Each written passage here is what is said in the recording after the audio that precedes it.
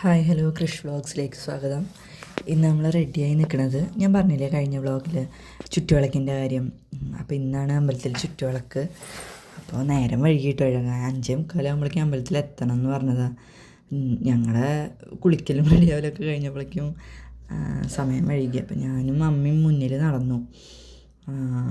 മോനെ കണ്ണനെ അനിയത്തി വന്നിട്ടുണ്ട്. അവൾ എറണാകുളത്താണ്. അനിയത്തിനെ കണ്ടിട്ടുണ്ടാവില്ലേ നിങ്ങൾ? അവൾ എറണാകുളത്താണ് പഠിക്കണമെന്നും വർക്കും ചെയ്യുന്നുണ്ട്. അപ്പോൾ അവളും വന്നിട്ടുണ്ടായിരുന്നു ഇന്ന്. അപ്പോൾ അവളും കണ്ണപ്പനും കൂടി പിന്നിൽ നടന്നു വരിക. കണ്ണപ്പനെ എടുക്കാമെന്ന് പറഞ്ഞിട്ട് അവൻ സമ്മതിക്കണില്ല. അവൻ നടന്നു വരാം എന്ന് പറഞ്ഞിട്ട് ഇത് ഓടി വരുന്നുണ്ട് കേട്ടോ. ഞങ്ങളുടെ ഒപ്പം എത്താം, ഞങ്ങളോട് നിൽക്ക് പറഞ്ഞു. അപ്പോൾ ഞങ്ങളവിടെ വെയിറ്റ് ചെയ്യാം.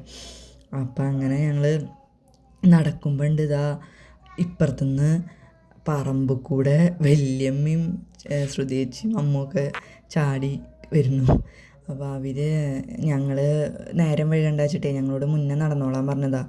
അപ്പം ഞങ്ങൾ അമ്പലത്തിലെത്തിയിട്ടുണ്ടാവും എന്ന് വിചാരിച്ചിട്ട് അവർ ഇതിന് അപ്പുറത്തെ പറമ്പ് കൂടെയൊക്കെ കയറി ഒരു ഷോർട്ട് കട്ട് കൂടെ വേഗം എത്താൻ വേണ്ടി വന്നതാണ്. അപ്പോൾ ഞങ്ങളിവിടെ എത്തിയിട്ടേ ഉള്ളൂ. അപ്പോൾ അങ്ങനെ ഞങ്ങളിങ്ങനെ അമ്പലത്തേക്ക് പോവുകയാണ്. ഇടവഴി കൂടെ ഇറങ്ങി കഴിഞ്ഞ് കഴിഞ്ഞിട്ടുണ്ടെങ്കിൽ പാടെത്തി കേട്ടോ. വലിയ പാടാണ്. ഇവിടെ വെച്ചിട്ടാണ് കേട്ടോ പൂരം നടക്കുക.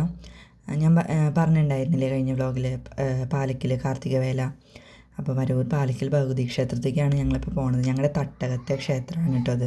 ഞങ്ങളുടെ തട്ടകത്തെ അമ്മയാണ്. അപ്പോൾ ഇവിടെയാണ് നമ്മളെ കണ്ണപ്പന് ചുറ്റുവിളക്ക് വിചാരിച്ചിട്ടുണ്ടായിരുന്നത്. അപ്പോൾ കുറച്ചായി അത് വിചാരിച്ചിട്ട് അതേവരെ നടത്താൻ പറ്റിയിട്ടുണ്ടായിരുന്നില്ല. അപ്പോൾ ഇന്ന് ദൈവം സഹായിച്ച് വേറെ കുഴപ്പങ്ങളൊന്നും ഇല്ലാതെ ഞങ്ങളിങ്ങനെ ദീപം തെളിയിച്ചു തുടങ്ങി.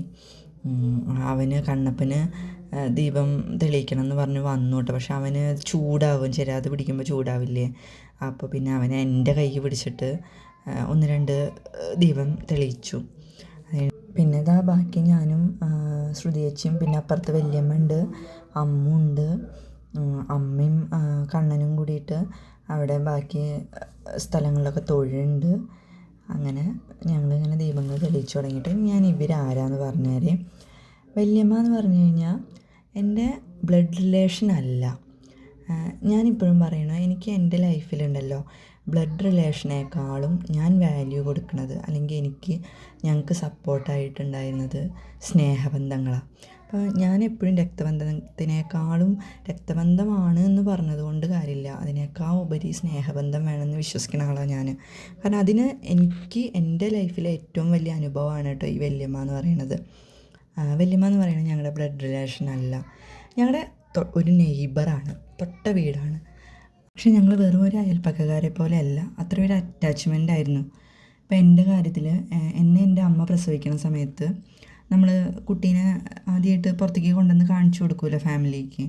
അപ്പോൾ അങ്ങനെ അവർ കുട്ടീനെ വാങ്ങൂല. അങ്ങനെ എൻ്റെ അമ്മ എന്നെ പ്രസവിച്ച സമയത്ത് എന്നെ വാങ്ങിയത് ഈ വല്യമ്മയായിരുന്നു. അതുപോലെ തന്നെ എനിക്ക് എൻ്റെ പ്രസവ സമയത്ത് കണ്ണപ്പനെ ഏറ്റുവാങ്ങാനുണ്ടായിരുന്നതും ഇതേ വല്യമ്മ തന്നെയാണ്. അത്രയും നമ്മുടെ എല്ലാ കാര്യങ്ങൾക്കും കൂടെ നിൽക്കണം. കണ്ണപ്പൻ്റെ പ്രത്യേകിച്ച് കണ്ണപ്പൻ്റെ കേട്ടോ. കണ്ണപ്പൻ ജനിച്ച സമയം തൊട്ട് അവൻ്റെ ഓരോ കാര്യങ്ങൾക്കും ചോറൂണ്, അവൻ്റെ 28 എഴുത്തിനിരുത്ത്, പിറന്നാളുകൾ, അങ്ങനെ അവൻ്റെ എന്ത് കാര്യത്തിനും വല്യമ്മ ഉണ്ടായിരിക്കും കേട്ടോ. അപ്പോൾ അവൻ്റെ എന്ത് പറഞ്ഞാലും വരാൻ ഭയങ്കര സന്തോഷമാണ് അവർക്ക്. പിന്നെ ശ്രുതിയേച്ചി എന്ന് പറഞ്ഞാൽ വല്യമ്മയുടെ മകൻ്റെ ഭാര്യയാണ് ശ്രുതിയേച്ചി. അവരുടെ കുട്ടിയാണ് അമ്മു. ദേവിപ്രിയ എന്നാണ് പേര്. അമ്മു എന്നാണ് വിളിക്കുക ഞങ്ങൾ. അവർ ശ്രുതിയേച്ചി ആണെങ്കിലും ശരി എല്ലാവരും ഞങ്ങളായിട്ട് അത്രയും അറ്റാച്ച്മെൻ്റാണ്. അപ്പോൾ ഇന്നിപ്പോൾ ചുറ്റുവിളക്കിൻ്റെ കാര്യം പറഞ്ഞപ്പോഴും ഒരു മടിയും പറഞ്ഞില്ല. അപ്പോൾ ഇവരൊക്കെ ആരൊക്കെയാണ് എന്തൊക്കെയാണെന്നൊക്കെ മനസ്സിലായിട്ടുണ്ടാവുമല്ലോ. അപ്പോഴേക്കും ഞങ്ങളുടെ ദീപം തെളിയിക്കലൊക്കെ കഴിഞ്ഞിട്ടുണ്ടായിരുന്നു കേട്ടോ. ഇരുട്ട് വന്നു തുടങ്ങിയപ്പോഴാണ് കേട്ടോ ശരിക്കും ആ ദീപങ്ങളൊക്കെ ഇങ്ങനെ തെളിയിച്ചിരിക്കണതിൻ്റെ ഒരു ഭംഗി അറിയാൻ പറ്റുന്നത്. ഞാനിങ്ങനെ കുറച്ച് നേരം പുറത്തിങ്ങനെ വന്ന് നിന്നിട്ട് ഇങ്ങനെ നോക്കുകയായിരുന്നു. അവരവിടെ ഉള്ളിലിരിക്കുന്നുണ്ട്. പ്രസാദം കിട്ടാൻ കുറച്ച് സമയം എടുക്കുമെന്ന് പറഞ്ഞു. അപ്പോൾ അങ്ങനെ അത് വെയിറ്റ് ചെയ്തിരിക്കുകയാണ്. അപ്പോൾ പാലക്കിൽ അമ്പലത്തേക്ക് ഞാനിവിടെ വന്നു കഴിഞ്ഞിട്ടുണ്ടെങ്കിൽ അമ്പലത്തിൽ വരും. കാരണം ഞാൻ പറഞ്ഞില്ലേ ഞങ്ങളുടെ തട്ടകത്തെ അമ്മയാണ്. എന്ത് കാര്യത്തിനും വിളിച്ചാൽ നമ്മുടെ കൂടെയുള്ള ഭഗവതിയാണ്. അപ്പോൾ ഉള്ളിലേക്ക് പോയപ്പോൾ അവിടെ കണ്ണപ്പൻ ശ്രുതിയേച്ചിയുടെയും അമ്മൂൻ്റെയും കൂടെ ഇരിക്കുന്നുണ്ട്. ഇപ്പുറത്ത് ഞങ്ങളെല്ലാവരും ഇപ്പുറത്തെ സൈഡിലിരിക്കുന്നുണ്ട്. ശ്രുതിയേട്ടൻ എത്തിയിട്ടുണ്ടായിരുന്നില്ല കേട്ടോ. ഇന്ന് ഡ്യൂട്ടി കഴിഞ്ഞ് വരാൻ കുറച്ച് വൈകി.